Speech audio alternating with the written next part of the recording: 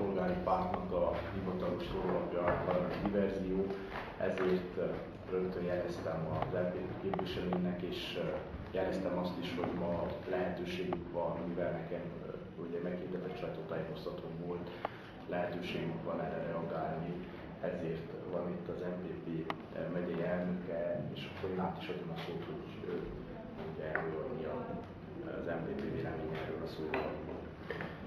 Elsősorban üdvözlök mindenkit. Köszönöm polgármester úrnak a lehetőséget, hogy itt a Városházán én is szólgatok, ugye nem csak napos ez az ilyen lehetőség, ez megtiszteltetés számomra. Én szeretnék gyakrabban meg. Készülök polgármester. Jó, hogy ezt nem mondtam oda. És folytatom, köszönöm. Sajnos egy olyan témával kell szóljak, hogy egy diverzió történik, egy elég súlyos diverzió amúgy. Én most jövök az ügyészségről, az ügyészségen nem a főügyész, primprokuror, magyarul mindegy. Tehát attól függ, hogy hova Szentgyörgyi. Itt az ügyészségen voltam, és elmondtam a panaszomat, és következik, hogy 3 óráig, 15 óráig írásba is letegyük. Miről is van szó? De mit kér pontosan? Magyar Polgári Párt, ha jól tudom, elsőként kiadta ezt a képeslapot, amit a népszámlálásra készítettünk, ahol jelentem, magyar vagyok. Tegnapi sajtótájékoztatómon, aki jelen volt, azt tudja, és elhangzott ugyanez, erről tartottam, csak ez az egy téma volt, ahol elmondtam még egyszer, hogy mi a jelentősége, fontossága, magyar vagyok.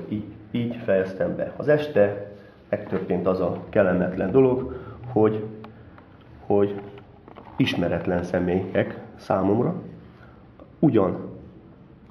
olyan minőségű, nagyságú, az MPP logójával ugyanolyan képeslapot készítettek, csak felcseréltek egy szót, hogy jelentem, Székely vagyok, azt mondják.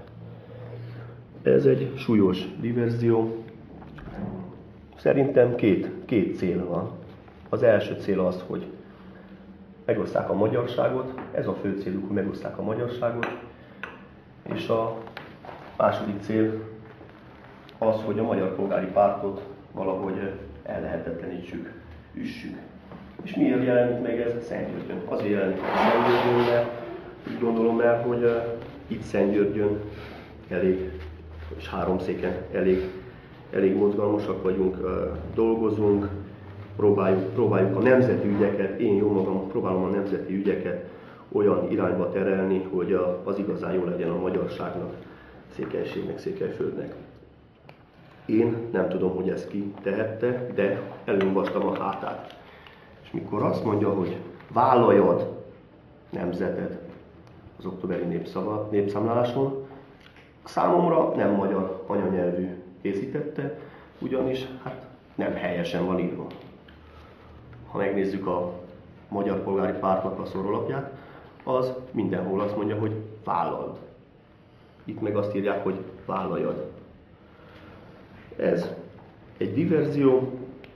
Az ügyészségen a panaszomat elmondtam, jegyzőkönyvbe vették, és a délután során írásba is le fogom tenni. De mi a kérés? Tehát az ügyészség? Igen, ismeretlen tettesek helyett vizsgálják az ügyet. Ellopták a magyar polgári... Egyértelmű. Nézzék meg, hol nyomták, ki volt az. Ezért van az igazságszolgáltatás, hogy tegyen igazságot. Ez bűnügyi feljelentés vagy? Igen, egyértelmű. Ez hogy visszaéltek használták a Magyar Polgári Pártnak a nevét, a logóját, meg egy olyan dolgot állítanak a mi logónkkal, ami hamis. Ez a lényeg. És én végezetül csak annyit szeretnék mondani, hogy jelentem, magyar vagyok. Továbbra is ez a jelszó, és és mindenki magyarnak vallja magát. Én köszönöm még egyszer a lehetőséget. Én is köszönöm. Ő nagy értékelő polgár.